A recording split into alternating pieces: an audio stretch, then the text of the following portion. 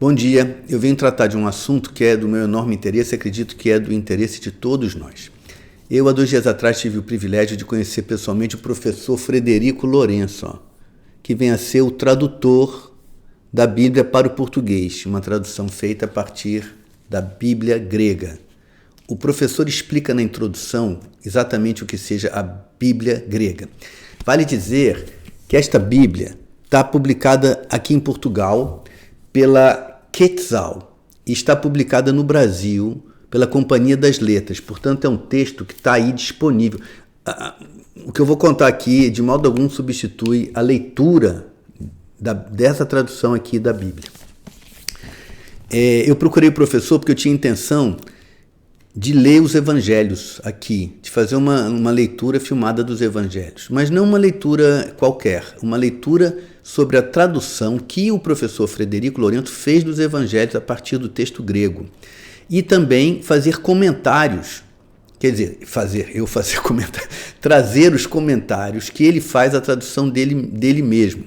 A razão pela qual eu quero fazer isso está muito bem dita pelo próprio professor na introdução. E eu gostaria de ler para vocês entenderem qual é a minha intenção e também a do professor, para minha grande alegria. Diz então ele, depois de fazer considerações sobre a tradução e a intenção do trabalho, ele diz: para já gostaria de explicar o principal objetivo desse projeto. O projeto é a tradução da Bíblia inteira. Acima de tudo, trata-se de dar a conhecer o texto bíblico num formato que, tanto no que toca à tradução como aos comentários, privilegia de forma não doutrinária, não confessional e não apologética a compreensão do texto grego. É uma tradução que pretende ajudar as leitoras e os leitores a descobrirem a extraordinária riqueza das próprias palavras que constituem o texto bíblico. Palavras essas que, sobretudo no caso do Novo Testamento, têm por vezes sentidos bem diferentes daqueles que se convencionou considerar obrigatórios nas traduções pensadas para serem lidas em contexto eclesiástico cristão. Com todo o respeito pelo lugar próprio da leitura teológica da Bíblia, no seio das várias comunidades cristãs por esse mundo lusófono fora, comunidades católicas, protestantes, evangélicas, etc., penso que há também grande vantagem em ler a Bíblia sob o prisma que privilegia, sem a interferência de pressupostos religiosos, a materialidade histórico-linguística do texto.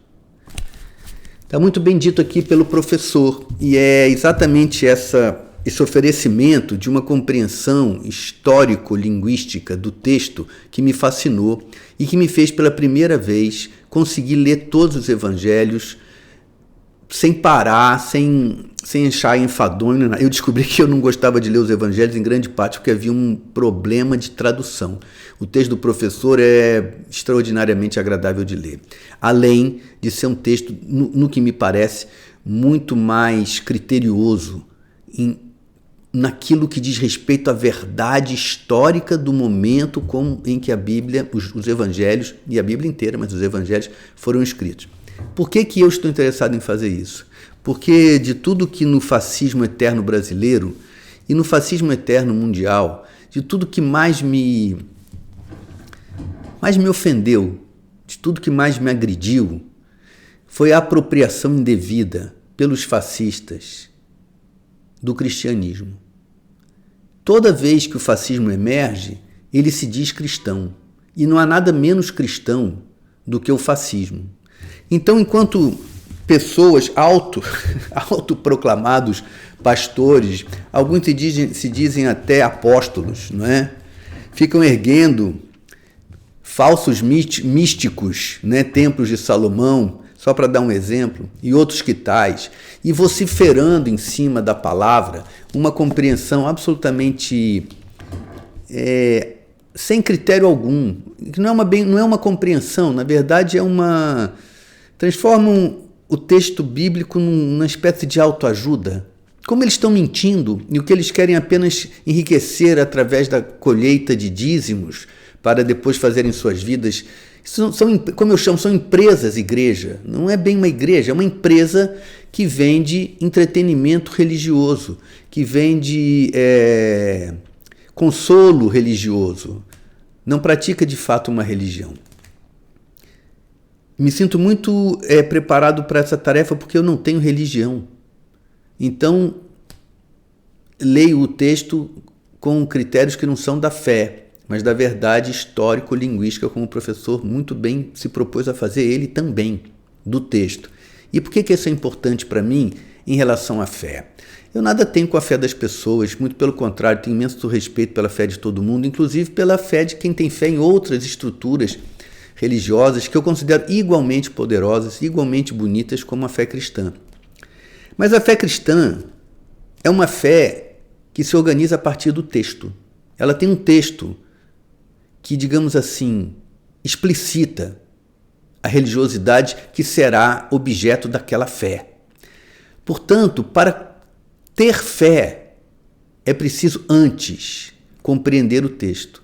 Quem tem fé sem compreender o texto, na verdade, tem fé em algo que não é exatamente o cristianismo. É uma versão dada aos fatos do cristianismo por alguém.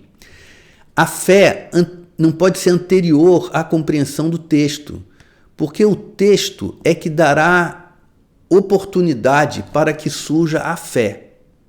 Daí ser fundamental que pessoas se debrucem sobre o texto antes ou mesmo sem ter fé, para que possam ler o texto pelo que ele é, para que a fé que venha a surgir nas pessoas a partir do texto surja a partir de uma verdade, da verdade, pelo menos da verdade que é possível conhecer, do que de fato está escrito aqui. E não o que pessoas sem a menor compreensão do que está escrito aqui, sem a menor compreensão das circunstâncias do que está escrito aqui, e se valendo de traduções muito, digamos assim, intencionais, né? Se valem dessas traduções que foram intencionais, e não desta tradução, que é uma tradução sem intenção religiosa. É uma tradução com uma intenção científica.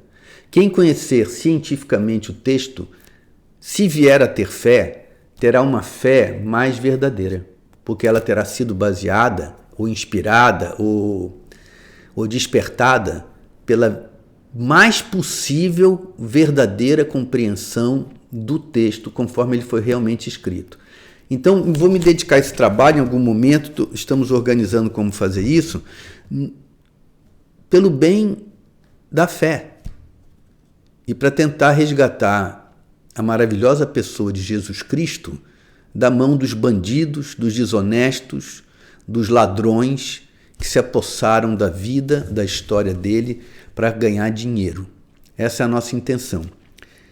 Mas em uma semana, mais ou menos, eu darei notícia de que modo isso será publicado nessas redes que estou habitando aqui.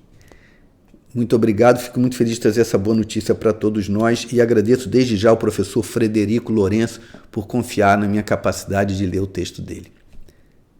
Um bom dia.